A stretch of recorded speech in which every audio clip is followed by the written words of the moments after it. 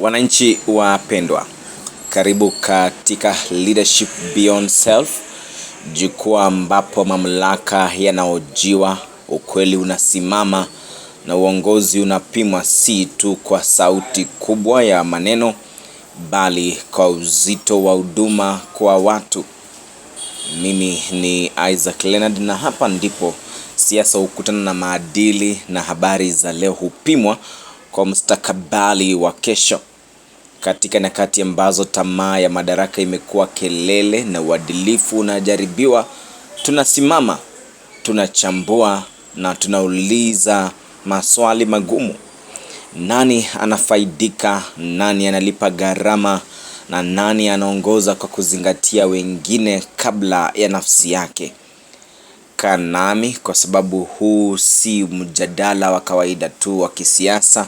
Huu ni uchambuzi wenye dira. Huu ni uongozi unaopita nafsi binafsi. Na nitazingatia sana kwa suala ambalo limeangaziwa kwenye magazeti hii leo. Tukio ambalo lilitukia juzi pale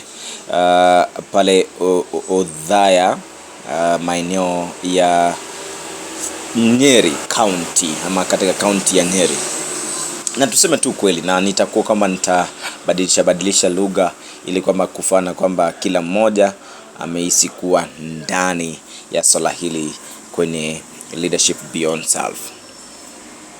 Naam, tukiangalia kwenye magazeti ya hii leo, tutajua kwamba kuna ukweli ambao umefichwa na kuna mambo ambayo wanahabari kama sisi hufikiwa na habari, na baadaye tunaelewa na kuchambua ni kipi kimetukia na ni kipi kinajaribu kuweza kudanganya ama kutumiwa kwa njia ya kudanganya. Na nianza hivi, mwaka wa 2022 wakati wa kampeni za rais wa sasa, wakati huo akiwa naibu wa rais William Ruto, siku hizo kulikuwa pia na vurugu kama hizi ambazo tunazishuhudia.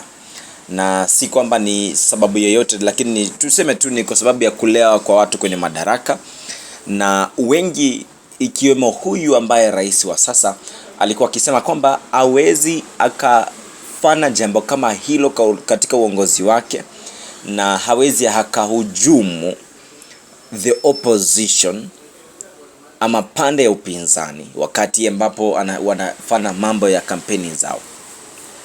Lakini ni swala ambalo tumekuwa tukilishuhudia kwa wenye mamlaka kwenda kwa wenye walio kwenye upinzani, na ni swala ambalo tumengoja kwamba litaisha, lakini halionekani kama litaisha, ila tu ipo siku uongozi utabadilika nchi hii ya Kenya, ambapo tutashuhudia mambo yakibadilika.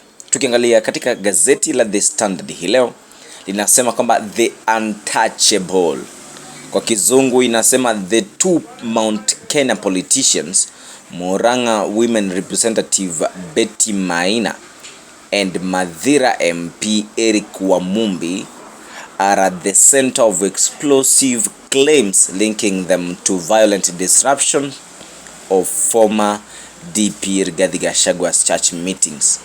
As disturbing scenes involving women and children emerge, their alleged actions have made a mockery of the title honorable, while police inaction has reignited fears that some commanders may be acting at the beck and call of politicians, while with influence, not the law, determining who is questioned, arrested or left untouched, raising hard questions about impunity and whether some leaders are truly untouchable. Umesikia swala la viongozi wawili ambao wako pale Mount Kenya ambao tunasema kwamba ni untouchable. Wengine hapa kwenye Daily Nation inasema storm over Gachagwa's gun attacks. Hiyo ni one of it, iko bold pale. PD inaongelea bado kuhusu uongozi ambao inasema from pledges to blunders, missteps taunting Ruto's government. Na pale kwingine kwenye Nairobi inasema 1 in 10 Nairobi men struggling with mambo mengine hapo, lakini I will just focus na Taifa Leo pia imeguzia swala la Gachagua, nani anawinda Gachagua, na tutamalizia hapo tukiendelea kwa uchambuzi. Na ukiangalia hapa kuna kile kitu ambacho kinaitwa counter. Wakati watu wanapocheza mpira kuna kitu wanaisema counter attack, na ukicounter ni kwa sababu unataka kumaliza huyu mpinzani wako, kwa hivyo lazima umcounte. So ukimcounter ni ile mbio utakayotumia kukimbia. Na kweli kama tulivyosema kwamba mwaka wa 2022 kulikuwa na matukio kama haya ambapo upinzani ilikindamizwa, haswa tuseme si kwamba alikuwa upinzani, lakini alikuwa kwenye serikali na baadaye alikuwa na hazma ya kuwa kiongozi wa taifa ama rais wa taifa, ambaye ni rais wa sasa, baba wa taifa William Ruto.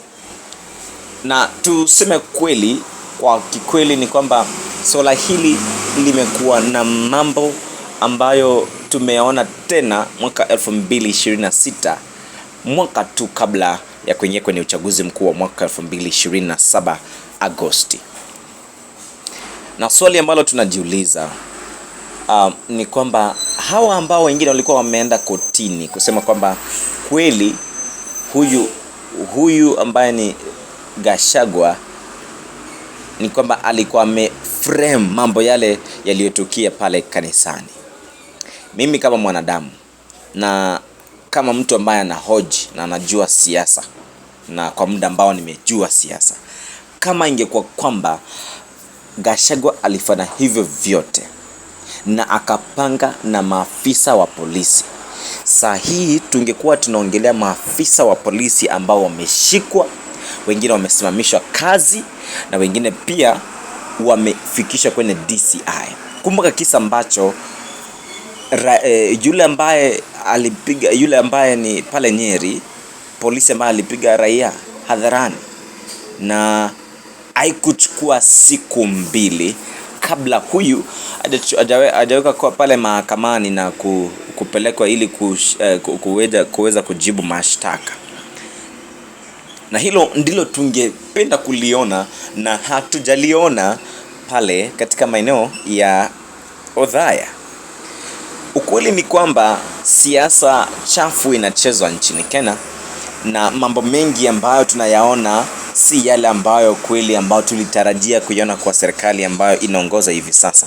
Lakini wanasema kwamba siasa ni chafu, na ikiwa chafu mambo yanakuwa ni mengine tofauti. So people over power and values over tribe. Sasa imekuwa kwamba wameamua waseme hii tribe sasa wanatusumbua, so we should do what we should do in order wasimamishe. Unaangalia hapa ndugu kwa ndugu wanapigana, na si kwa sababu ya chochote. Kule kupigana ni kupigana tu kwa kawaida, ili kwamba kujifaidi tu, kufurahisha rais. Hao ambao wameenda kortini, na sitawataja kwa sababu ni wengi, wakisema kwamba hapa ni kujitafutia umaarufu namna gani. Lakini kusema kweli, kiongozi aliye na akili timamu atawezaje kwamba atupe tu risasi hewani na pia akaweze kuachilia vitoa machozi ama tear gas kanisani, alafu aseme kwamba mimi najitafutia? Hapana, hilo haliwezekani. Na ndio maana tunataka kwamba ujasusi ungekuwa kwamba umewajibisha hawa watu, na kama Gachagua yuko kwenye mstari wa mbele kwa swala hili, angekuwa ashachukuliwa na hatua, na ingekuwa ni vizuri, kwa sababu serikali haiwezi kuwa kwamba inaogopa kumshika mtu ambaye amekosea. Hatuwezi tukakubali pia kwamba tutatetea mtu ambaye amekosa ili kwamba aweze tu kuachiliwa. Lazima awajibishwe kulingana na sheria.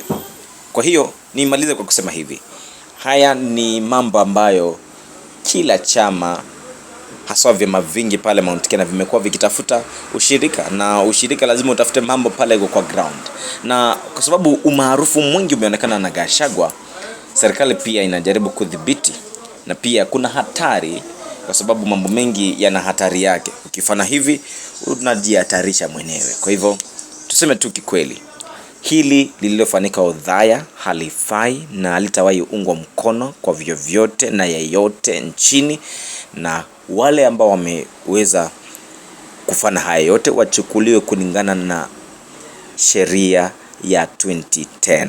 The Constitution si karatasi, si kitabu kilichoandikwa kifuate na watu ambao ni wa opposition. Ni kitabu kilichoandikwa ili kifuatwe kama sheria. Nchi zingine kama UK zinafuata sheria, kwa hivyo tufuate sheria. Jina langu ni Isaac Leonard, endelea kufuata Peel Media Group. Asanteni sana.